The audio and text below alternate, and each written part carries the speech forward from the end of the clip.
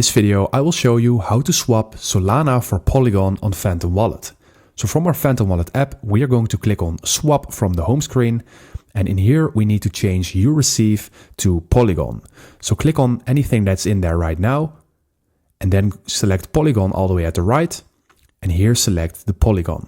So at the top, you need to have Solana. And you need to insert an amount to swap into Polygon. So be aware that there is a minimum of 0.01 Solana. So you need to insert anything above that. So let's take this and then click on Done. And right now you will see the amount of Polygon that you are going to receive. And be aware that there are some fees included. So if you have entered your amount and you are okay with the fees, then go ahead and click on Swap Now. So as you can see right now from our Phantom Wallet home screen, we see that Polygon is added to our account. So that is how you swap Solana for Polygon on Phantom Wallet. If this video helped you out, please leave a like and consider subscribing. And then I see you in the next one.